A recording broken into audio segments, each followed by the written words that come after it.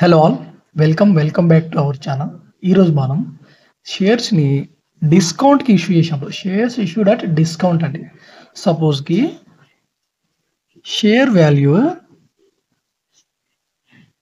10 rupees, దీన్నే మనం face value అని అంటాము, ఒరిజినల్ వాల్యూ అని కూడా అంటాం. ఓకేనా, ఇంత వాల్యూ ఉన్న షేర్ని మనము 8 రూపీస్కి అమ్మాను, 9 రూపీస్కి అమ్మామనుకోండి, ఇష్యూ చేసామనుకోండి 9 రూపీస్కి. 9 రూపీస్కి ఇస్తే ఒక 1 రూపీ అనేది డిస్కౌంట్. సో ఇలాంటి సిచ్యువేషన్ ఎప్పుడు వస్తుందంటే, కొంచెం కంపెనీ యొక్క ప్రాఫిట్స్ డౌన్ అయినప్పుడు. సో కొంచెం భయపడతారు అనమాట, ఎవరైతే పర్చేజ్ చేస్తారో షేర్స్ వాళ్ళు కొంచెం భయపడతారు కొనడానికి. సో కంపెనీ కొంచెం ప్రాఫిట్స్ తగ్గినాయి, సో మనం రిస్క్ తీసుకోవడం కంటే సైలెంట్గా ఉండేది బెటర్ అనుకుంటారు. ఎప్పుడైతే డిస్కౌంట్కి ఇష్యూ చేస్తామో కొంచెం ఇంట్రెస్ట్ పెరుగుతుంది. సర్లే, మామూలే కదా, కంపెనీ అన్నాక హెచ్చు తగ్గులు ఉంటాయి, ప్రాఫిట్స్ ఉంటాయి, లాసెస్ వస్తాయి. సో డిస్కౌంట్కి ఇష్యూ చేశారు కదా, కొనుక్కుందాం అని చెప్పి ఇంట్రెస్ట్గా ఉన్నవారు కూడా ఉంటారు కొంతమంది. సో అలాంటి వాళ్ళ కోసం ఏం చేస్తారంటే, షేర్స్ని డిస్కౌంట్కి ఇష్యూ చేస్తారండి. ఓకేనా, అప్పుడేంటి, షేర్ వాల్యూ 1 రూపీ డిస్కౌంట్తో ఇష్యూ చేసినప్పుడు మనకు ఎంట్రీస్ ఏ విధంగా ఉంటాయి చూద్దాం. మనం అప్లికేషన్ పెట్టుకోవాలి కదా. అప్లికేషన్ వాళ్ళు ఎవరైతే షేర్స్ కొనాలనుకుంటున్నారో వాళ్ళు అప్లికేషన్ ఫీజు పే చేసి మనకు అప్లికేషన్ ఫీజు మనకు పంపించాలి కదా. మనకు పంపిస్తేనే మనకు తెలుస్తుంది వాళ్ళు అప్లై చేసుకొని మనకు పంపించారు అన్నట్టు. ఓకేనా, సో అప్పుడు ఎంట్రీ ఏంటి, application fees received, application fee received, application money receive చేసుకుంటే మనకు ఎంట్రీ ఏముంటుంది, bank account debtor to share application account. So మనం ఇంకా డిసైడ్ చేయలేదు కదా ఎంత ఏంటి అనేది. సో చూద్దామండి. సో వాళ్ళ కంపెనీ వాళ్ళు ఏం డిసైడ్ అయ్యారంటే, అప్లికేషన్ ఫీజు వచ్చేసి 4 రూపీస్, అలాట్మెంట్ అప్పుడు ఒక 3 రూపీస్ తీసుకున్నాము, ఫస్ట్ అండ్ ఫైనల్ కాల్ అప్పుడు 2 రూపీస్ తీసుకుందామని డిసైడ్ అయినారండి board of directors. Shareholders నుంచి అప్లికేషన్ అప్పుడు 4 రూపీస్, అలాట్మెంట్ అప్పుడు 3 rupees, first and final call అప్పుడు 2 రూపీస్.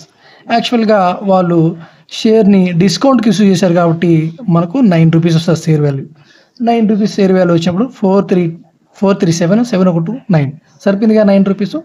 అంటే వాళ్ళు డిస్కౌంట్ మనకు అలాట్మెంట్ అప్పుడు ఇస్తారండి, అప్లికేషన్ అప్పుడు ఎవరు. మీరు గుర్తుపెట్టుకోండి, షేర్స్ ఇష్యూడ్ అటు డిస్కౌంట్ అన్నప్పుడు మనకు అప్లికేషన్ ఫీజు అప్పుడు ఎవరు, అలాట్మెంట్ అప్పుడు మనకు 3 రూపీస్ అనేది డిస్కౌంట్ అనేది ఇవ్వడం జరుగుతుందండి. చూద్దాం. సో ఇప్పుడు మనకు బ్యాంక్ నుంచి 4 రూపీస్ వచ్చింది, 4 రూపీస్ అప్లికేషన్ అప్పుడు మనకు 4 రూపీస్ రావడం జరిగింది. సో మీ అందరికీ ప్రీవియస్ వీడియోస్లో చెప్పాను, అప్లికేషన్ ఎందుకు మనం క్రెడిట్ చేసామంటే వాళ్ళు మనకు లైబిలిటీగానే చూపిస్తాం వాళ్ళని మనం, ఎందుకంటే వాళ్ళు ఎవరో మనకు తెలియదు.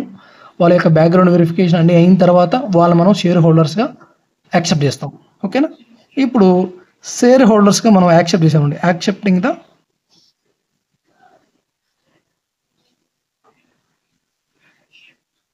సో వాళ్ళు పంపించిన అప్లికేషన్ మనం యాక్సెప్ట్ చేస్తున్నాం, యాక్సెప్టింగ్ అప్లికేషన్.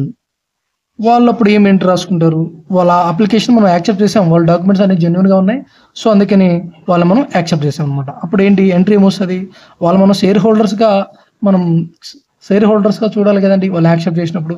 సో అప్పుడు ఎంట్రీ ఏమొస్తుంది అంటే, share application account debtor to share capital account, ఈ విధంగా రాసుకోవాలండి. ఓకేనా, ఈ విధంగా రాసుకున్నామంటే అప్పుడు మనకు ఫైనల్గా bank account debtor to share capital. ఇక్కడ షేర్ అప్లికేషన్ అకౌంట్ డెబిట్ ఉంది, ఇక్కడ క్రెడిట్ ఉంది, ఈ రెండు నల్లిఫై అయిపోతాయండి, రెండు క్యాన్సిల్ అయిపోతాయి. మనకు ఫైనల్గా bank account debtor to share capital account. మీకు ఇదివరకే చెప్పాను, యాక్చువల్గా మన బిజినెస్లో క్యాష్ వస్తే మనం సోల్ ప్రొప్రైటర్షిప్లో ఏం రాసుకున్నామండి, cash account debtor to capital account అని రాసుకున్నామా. సేమ్ ఇక్కడ బ్యాంక్ రిసీవ్ చేసుకుంటుంది కాబట్టి బ్యాంక్ అకౌంట్ అని డెబిట్లో ఉంది, ఇక్కడ share capital. So capital account అనేది మన క్రెడిట్లో ఉంది. సరిపోయింది కదండి. ఇవంతా కూడా మనకు కన్ఫర్మేషన్ కోసం ఈ షేర్ అప్లికేషన్ అనేది మనం క్రియేట్ చేసుకుంటాము. సో షేర్ అప్లికేషన్ మనకి షేర్స్ మనం యాక్సెప్ట్ చేసిన తర్వాత, అప్లికేషన్ యాక్సెప్ట్ చేసిన తర్వాత, సో దీన్ని మనము ఈ షేర్ అప్లికేషన్ అమౌంట్ని షేర్ క్యాపిటల్ అకౌంట్కి ట్రాన్స్ఫర్ చేసేస్తాం.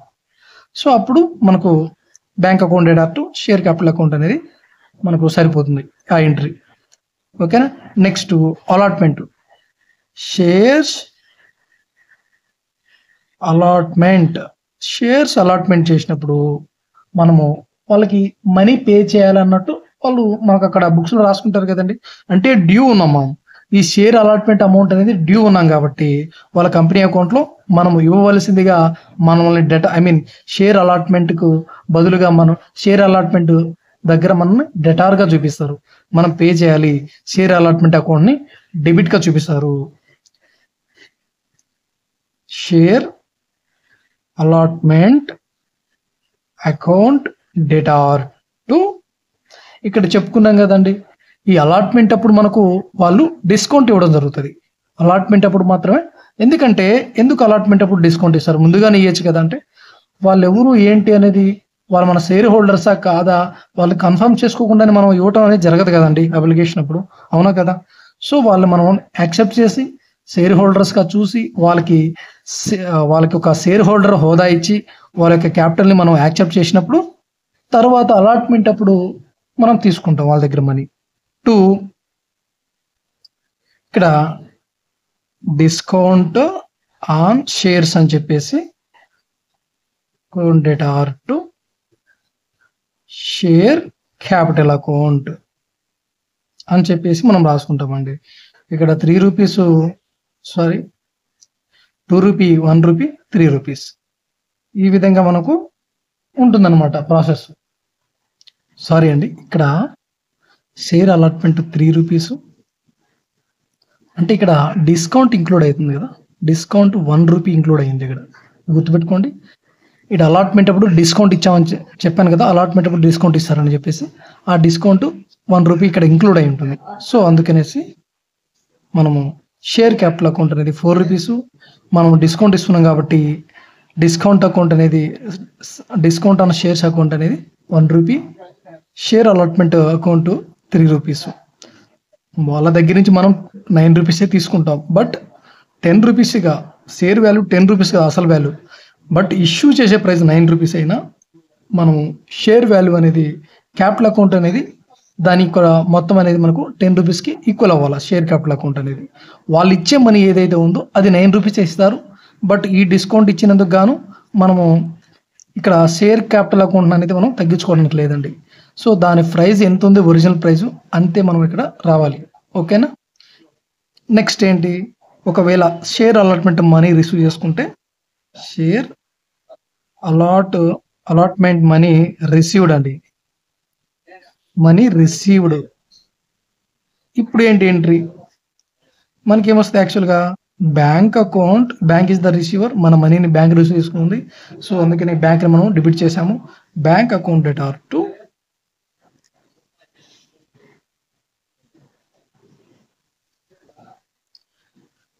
Bank account debtor to share allotment account. ఎంత అండి, బ్యాంక్ నుంచి ఎంత వచ్చింది మనకు 3 రూపీస్ వచ్చింది. ఇక్కడ 3 రూపీస్ రాసుకుంటాం. ఓకేనా. ఈ షేర్ అలాట్మెంట్ అకౌంట్ డెబిట్లో ఉంది, ఇక్కడ క్రెడిట్లో ఉన్నది క్యాన్సిల్ అయిపోతుంది. బ్యాంక్ నుంచి మనకి ఎంత వస్తుంది, bank account debtor to bank account నుంచి 3 రూపీస్ వచ్చింది. అవునా. మనకు డెబిట్లో ఏముంది, bank account 3 rupees, discount on shares 1 rupee, ఇది 4 రూపీస్ సరిపోయింది. షేర్ క్యాపిటల్ అకౌంట్ 4 రూపీస్ సరిపోయింది. ఇది క్యాన్సిల్ అయిపోతాయండి. ఇక్కడ ఉన్న క్రెడిట్లో ఉన్న షేర్ అలాట్మెంట్ అకౌంట్, డెబిట్లో ఉన్న షేర్ అలాట్మెంట్ అకౌంట్ క్యాన్సిల్ అయిపోతాయి. ఇంకా ఫైనల్గా మనకి ఏం మిగులుతాయి, bank account debtor, discount account debtor to share capital account. ఓకేనా. ఈ విధంగా మనకు అకౌంట్స్ అనేది మనం ఎంట్రీస్ అనేది నేర్చుకోవాల్సి ఉంటుందండి. నెక్స్ట్ ఏంటి, అలాట్మెంట్ అయిపోయిన తర్వాత first and final call 2 rupees. ఇక్కడ బాగా గుర్తుపెట్టుకోండి, యాక్చువల్గా అప్లికేషన్ అకౌంట్ 4 రూపీస్ తీసుకున్నారు, అలాట్మెంట్ అప్పుడు 3 రూపీస్, ఇక్కడ డిస్కౌంట్ ఇంక్లూడ్ అయి ఉంటుంది 1 రూపీ. ఆ డిస్కౌంట్ ఎందుకంటే షేర్ వాల్యూ ఎప్పుడైనా 10 రూపాయలు అలా ఉంటుంది, మనం డిస్కౌంట్ ఇస్తాం కదా, వాళ్ళ దగ్గర నుంచి వచ్చేది మనకు 9 రూపాయలే. ఎవరి నుంచి, షేర్ హోల్డర్స్ నుంచి వచ్చేది. బట్ మనం షేర్ వాల్యూ 10 రూపీస్ని చూపించాలండి. వాళ్ళు ఫిక్స్ చేసిన ఏదైతే షేర్ వాల్యూ ఉంటుందో అది ఇక్కడ మనం రాసుకోవాలి. దాని షేర్ వాల్యూని చూపించాలి. అది మనకు లాసు. ఆ లాస్ని మనం ఎక్కడి నుంచి మనం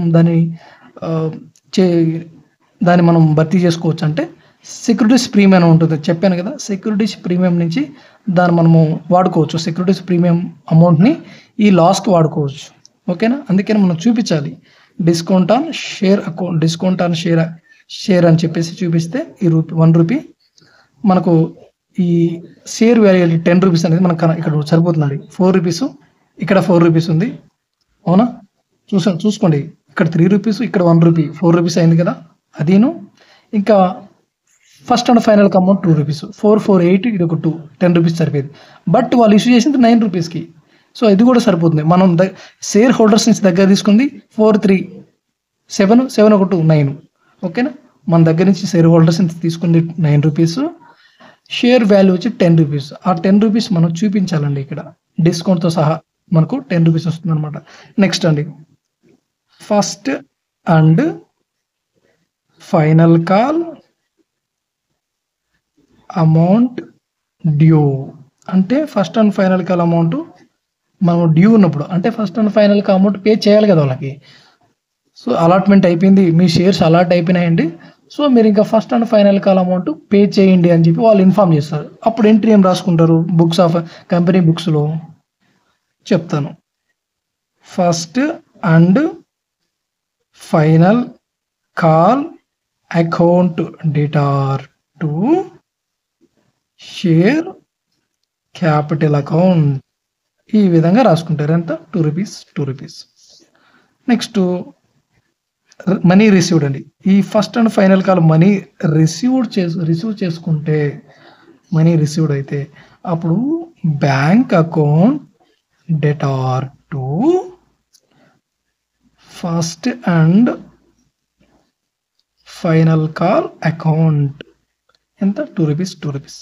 ఈ first and final call account క్రెడిట్లో ఉంది, ఇక్కడ డెబిట్లో ఉంది. ఎందుకు డెబిట్లో పెట్టాము? వాళ్ళు మనకు పే చేయాలి. సో వాళ్ళు మన కంపెనీకి పే చేయాలి. కంపెనీకి ఏమవుతారు? డేటార్స్ అవుతారు. అందుకని ఇక్కడ పెట్టుకున్నాం వాళ్ళని. ఇక్కడ డెబిట్ చేసాం, వాళ్ళు పే చేస్తారు కాబట్టి క్రెడిట్ చేసాం ఇక్కడ. సో ఈ డెబిట్కి ఈ క్రెడిట్కి నల్లిఫై అయిపోతుంది, క్యాన్సిల్ అయిపోతుంది. ఇంకా ఫైనల్గా మనకు bank account direct share capital account అని చెప్పేసి ఉంటుంది అనమాట. చూసుకోండి, ఇక్కడ 2 రూపీస్, ఇక్కడ 4 రూపీస్. ఇక్కడ 4 రూపీస్ అంటే ఏ విధంగా అంటారా? బ్యాంక్ అకౌంట్ 3 రూపీస్, డిస్కౌంట్ అనేది 1 రూపీ. సరిపోయింది కదా. ఇంకా షేర్ క్యాపిటల్ అకౌంట్ 4 రూపీస్ ఉంది.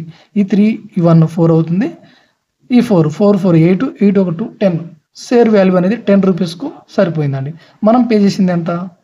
4, 3, 2, 7 రూపీస్ పే చేసి 9 రూపీస్ పే చేస్తాం.